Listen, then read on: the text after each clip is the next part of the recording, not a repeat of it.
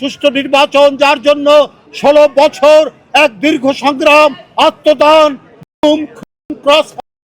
এক ভয়ঙ্কর বিভীষিকার মধ্যে গণতন্ত্রের আপসহীন সেনানী দেশনেত্রী বেগম খালেদা জিয়ার জ্যেষ্ঠ তারেক রহমান দেশের প্রধানমন্ত্রী।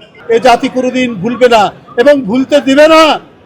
ইশরাক হোসেনরা, মন্ত্রীরা এইটা ভুলতে দিবে না। এটাই হলো অঙ্গীকার, এটাই হচ্ছে তারুণ্যের অঙ্গীকার। আজকে স্বয়ং সম্পূর্ণ হতে হবে আমাদেরকে।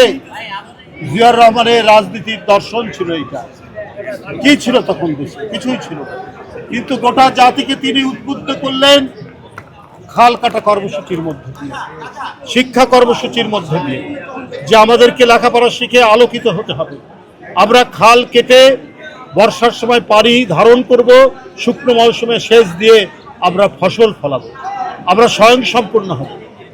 এই দেশ যেন আর দুর্ভিক্ষের কবলে না পড়ে। ৭৪-এর দুর্ভিক্ষের কথা আপনাদের মনে নেই, এই প্রজন্মের মনে নেই, কিন্তু আমাদের মনে আছে। ওই দুর্ভিক্ষ ঘুচাতে তিনি খাল খনন কর্মসূচি নিয়েছিলেন এবং তিনি যে এই যে অবদান রেখেছেন, আজও পর্যন্ত আমরা তার সেই অবদানের সুফল ভোগ করছি। তাই আমি মনে করি তার সুযোগ্য পুত্র, তার জ্যেষ্ঠ পুত্র, গণতন্ত্রের আপসহীন সেনানী দেশনেত্রী বেগম খালেদা জিয়ার জ্যেষ্ঠ পুত্র তারেক রহমান দেশের প্রধানমন্ত্রী। তিনি ক্ষমতায় আসার আগে যে অঙ্গীকার করেছেন, যে প্রতিশ্রুতি দিয়েছেন, এবং ক্ষমতায় আসার পর জনগণের ভোটে, জোর করে নয়, একবারই অবাধ সুষ্ঠু নির্বাচন, যার জন্য 16 বছর এক দীর্ঘ সংগ্রাম, আত্মদান, খুন, ক্রস ফায়ারে এক ভয়ঙ্কর বিভীষিকার মধ্যে বিএনপি হেঁটে গিয়ে অনেক সন্তানকে তারা হারিয়ে দিয়েছে, আমরা গুম হয়ে গেছে, ক্রস ফায়ারের শিকার হয়েছে। এত আত্মদানের মধ্যে দিয়ে আমাদের পাওনা যে গণতন্ত্র, আমরা সেটা পেয়েছি জনাব তারেক রহমানের নেতৃত্বে। তার নেতৃত্বে তিনি ক্ষমতায় এসেই তিনি তার প্রতিশ্রুতি বাস্তবায়ন শুরু করেছেন। তিনি ফ্যামিলি কার্ড দিচ্ছেন, তিনি ফার্মার্স কার্ড দিচ্ছেন, দিনাজপুরে খাল খনন করছেন, একটার পর একটা প্রতিশ্রুতি পালন করে যাচ্ছেন।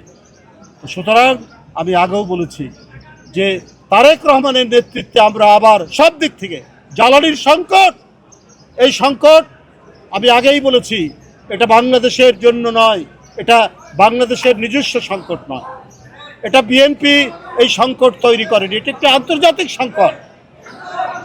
এটা মধ্যপ্রাচ্যে যুদ্ধের কারণে এই সংকট, কিন্তু সেটাও আস্তে আস্তে কাটিয়ে উঠছে। তবে পাশাপাশি আমাদের এই ব্যবস্থাও নিতে হবে। বারবার যে অঙ্গীকার করেছেন জনাব তারেক রহমান, যে রিনিউয়েবল যে এনার্জি, সেই এনার্জির তিনি যে প্রতিশ্রুতি দিয়েছেন সেটা তিনি অবশ্যই করবেন। আপনারা জানেন যে পাকিস্তানে রুফটপ সোলার প্যানেল বসিয়ে তারা বিলিয়ন বিলিয়ন ডলার তারা সাশ্রয় করেছে। এই বিলিয়ন ডলার দিয়ে যে তেল কিনতে হতো, ফুয়েল কিনতে হতো, সেটা কিনতে হয় না। এই উপমহাদেশের মধ্যে তারা একটা দৃষ্টান্ত তারা তৈরি করে।